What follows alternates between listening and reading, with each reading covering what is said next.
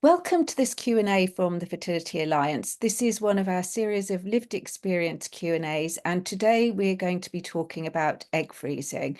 And we're going to be talking to Alex, who's going to tell us a bit about her experiences. So welcome, Alex, and thank you so much for joining us today. And I wanted to start by asking you, when did you first consider that egg freezing might be a possibility for you? First of all, thank you very much for inviting me to talk about the egg freezing process. I decided to explore the egg freezing process back in 2022. It wasn't actually something that I had initially thought about, and it's probably helpful to give you a bit of a context as to how I decided to do it. It actually came from a conversation with my mum. I'm very close with my mum, very close with my family. And I'd actually been away with work for a period of 5 weeks. I'd been really, really busy working at the Commonwealth Games, and I just got back. We'd gone to go and watch 101 Dalmatians at Regent's Park Open Air Theatre. And she had been to a dinner party with friends literally the week before and had spoken to someone whose daughter had just had her eggs frozen. She was a similar age to me. I was 35 at the time, so it was a few years ago. And she just said to me, kind of very in a relaxed manner, have you thought about doing it? I was single at the time. I knew that I always wanted to have children. My younger brother, has got two children who were kind of toddler age. And I've now got a harem of godchildren as well. And I knew that that was something that I wanted. And I've known for a long time that I wanted to have children. I hadn't met my now boyfriend at that point, but I met him literally 2 weeks after I decided that I was going to freeze my eggs. So timing was a little bit strange. And I had come across the egg freezing process through some of the work that I've done at UK Sport in my day job, where we co-authored the UK Sport pregnancy guidance. And as part of that, I kind of started looking into the fertility area. So I knew a little bit about it, but I didn't know a huge amount about it as a kind of subject area. And I certainly hadn't really considered it as an option that I wanted to look into. So once I got my head around the fact that I thought maybe this was something worth exploring, I spoke to some friends and family. I guess one thing to flag is that again, this comes down to personal preference. I've always been very open and honest about most of the things in my life. Obviously, some things I don't talk about, but this was one that I felt was really important to talk about with friends and family. Friends particularly because at the time I had quite a few girlfriends that were still single. Mentioned it to one of them, and they suggested that I should go and have a fertility MOT. Now, I guess if you Google a fertility MOT, there's going to be good and bad things that come out of that. I personally felt that it was a helpful thing for me to do, and I therefore explored what clinics in London, which was where I was living at the time, offered that service, and I booked myself in for a fertility MOT. So that was, I guess, the start process. I then went and had my fertility MOT. I was pretty nervous about having the fertility MOT, mainly because I wasn't sure. I had no idea whether I was going to be told that I had good kind of, I guess, ovary health, whether I had lots of follicles. I had no reason not to think that wasn't the case because my period had been regular throughout my adult life. And I'd had no kind of other concerns in that area.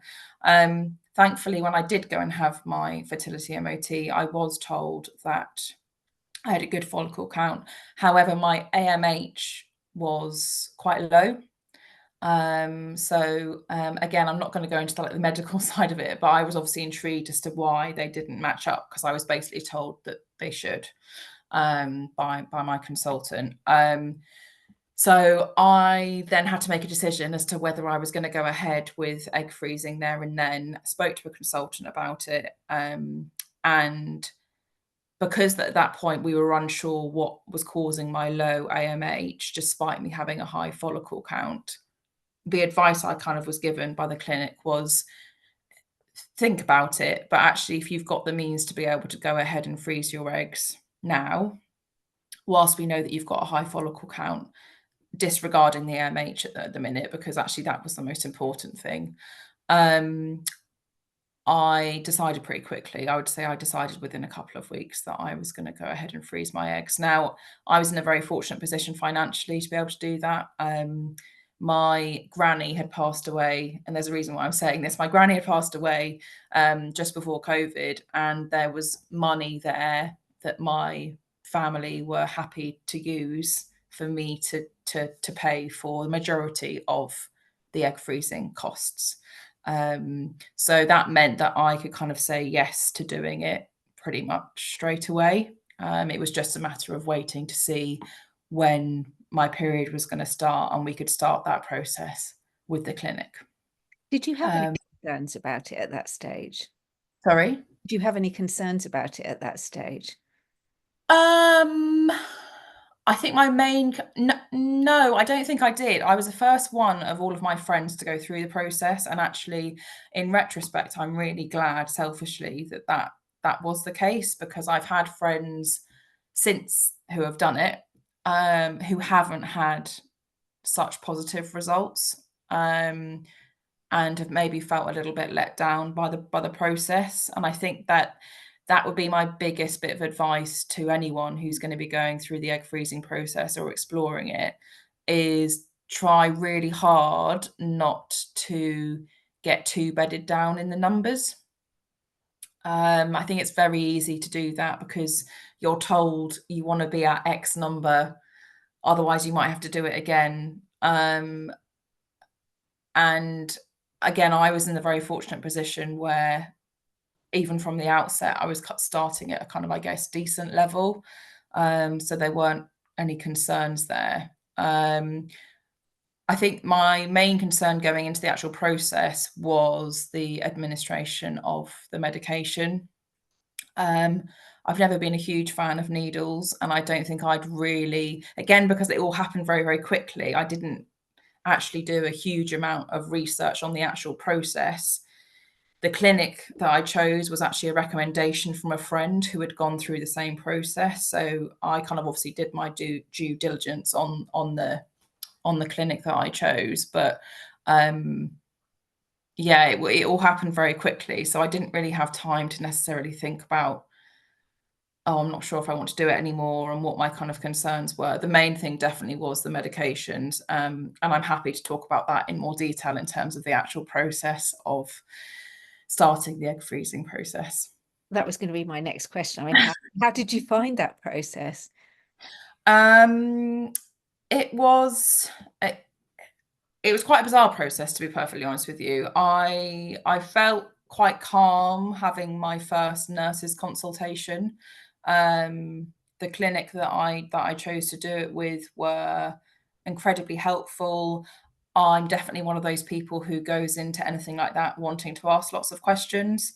So I did. I went in armed, asking all sorts of different things in terms of what I should be doing with regards to the injections that I was having, whether I should watch like the medication videos that were available, who I was going to be able to talk to if something wasn't going to plan.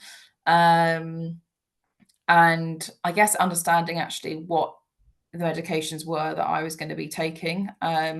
It felt a little bit like I was going to be a science experiment, to be perfectly honest, because I wasn't sure how I was going to react. You kind of put your faith and trust in someone else who you hope is going to get the medications right, for you in terms of where you are and in terms of your baseline scan. But ultimately, for some people, that's not necessarily going to work, and that's where I guess some people end up having to do it more than once to get that right. I was told that I had to do the injections for probably around 10 days. I think I ended up doing them probably for about 12 days in total in the end. And during that period, I had about 4 or 5 scans. So I guess that's one thing to bear in mind as well, is that whichever clinic you do choose, I would just bear that in mind in terms of needing to get there pretty regularly. Again, it depends whether you're going to tell work or not as well. I should have mentioned, actually, when I was talking about friends and family, I was very open with work right from the outset that this was something that I was going to be doing. UK Sport were incredibly supportive of me wanting to do it. We did also have a fertility policy in place, which on the back of this process that I went through, I amended that and provided feedback on it. So it's now in a strong position because it's solely focused on IVF. And I said, well, hang on a minute, what about those that are potentially looking at other fertility treatments?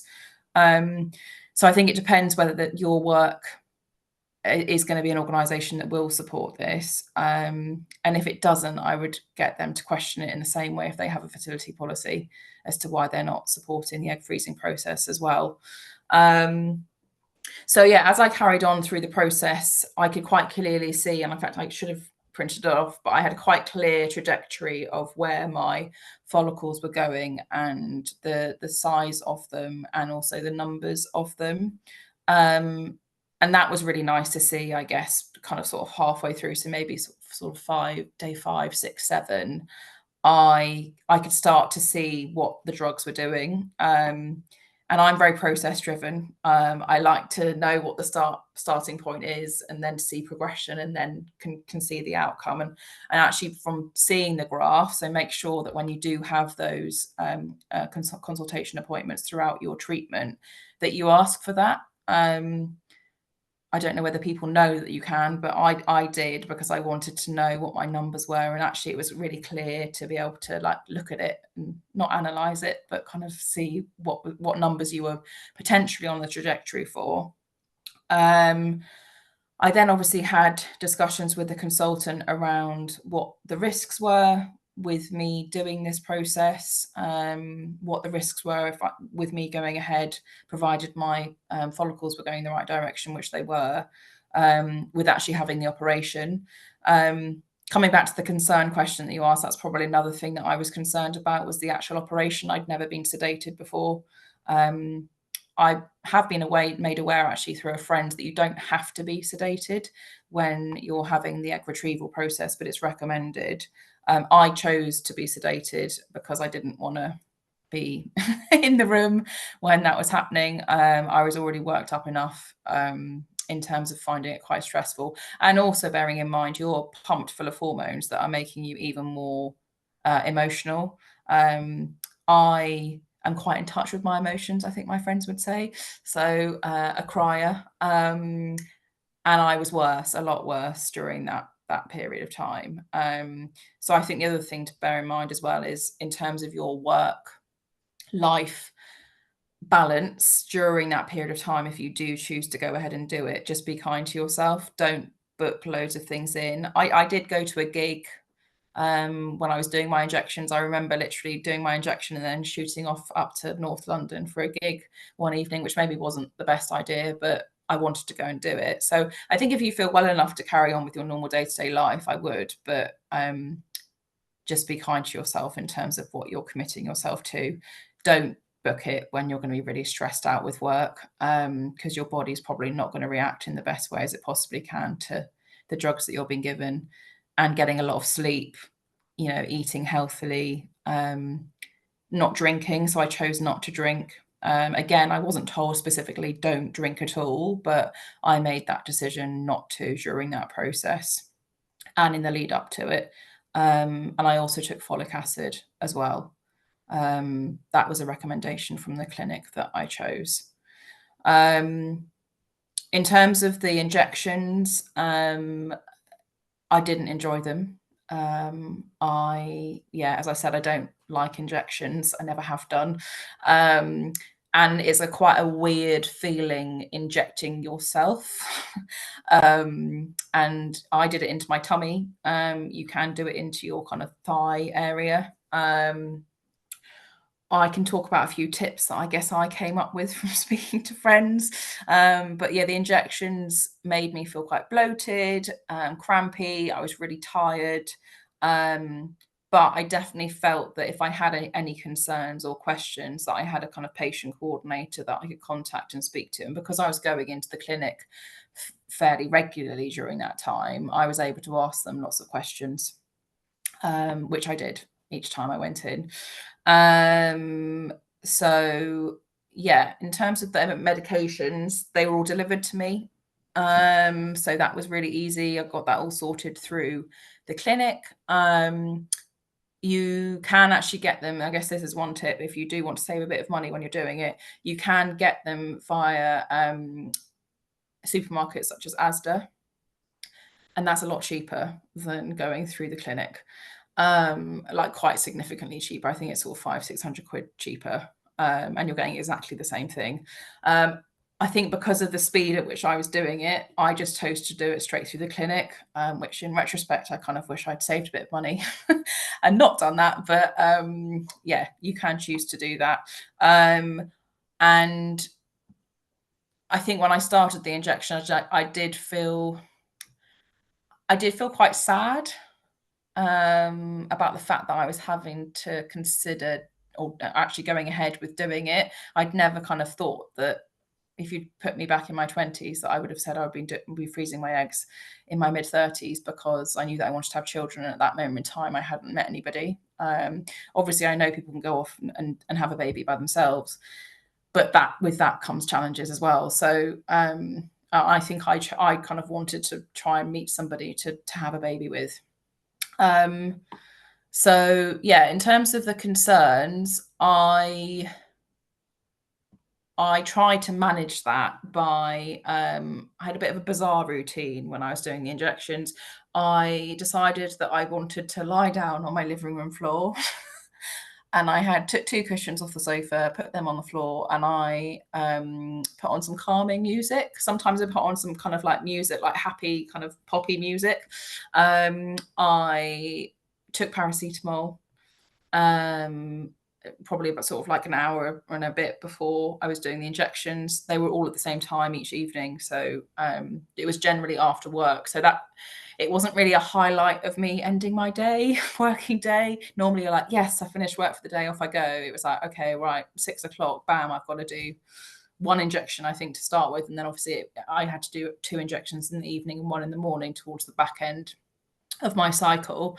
I Ice packs was the other thing. So I used to wrap ice cubes in a tea towel and put that on my tummy, and that really helped before I put the injection in. I really like doing it on my right side, not my left side. I think it's because of the angle. I seem to bruise myself more, and it used to sting more on my left. I think, yeah, definitely because of the angle, because I'm right-handed. I decided not to exercise throughout the whole period. I did quite a lot of walking, but I didn't do anything else. And I would say after the first day of doing the injections, I was very emotional, very teary. But literally 2 days afterwards, I felt great. I don't know whether I think it must have been to do with the hormones that I was given, but I felt a lot better in terms of the process. And I think I'd got used to doing the injections.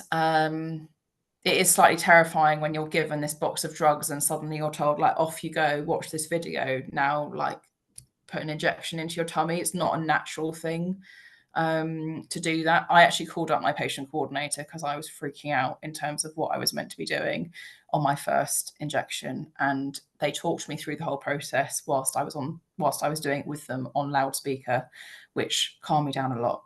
So definitely do that if if you're having a bit of wobble like I did. Those are really helpful tips. I was wondering if you moved on to egg collection. How did you find that bit of the process? So the egg collection was a bizarre day. I at the time actually then was with somebody. So literally, I think, as I mentioned, I met my now boyfriend, I think it was 3 weeks after I decided I was going to freeze my eggs, or book in to have the fertility MOT, certainly. So that was in September. I had my egg retrieval on the 14th of November. So it was very quick. That was all the same year. So I was with Doug, and I actually felt quite calm the morning of my egg retrieval. I'd booked work off for that day, which I got. It was like treated as the same in terms of me booking a medical appointment, so I didn't have to take leave. I also was recommended to take the day off afterwards, which I did, and I'm really glad I did.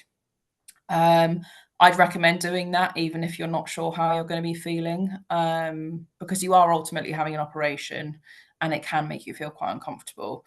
Um, I wasn't allowed to eat anything for 6 hours prior to my operation. And my op was at 2:30 in the afternoon. So I was absolutely ravenous by the time I'd had my retrieval operation. I had one very dry bit of toast, which I think I was actually told off for eating, because I wasn't meant to eat anything, but I was starving. So I had that like very early in the morning at sort of 7:30, 8 o'clock, and small sips of water.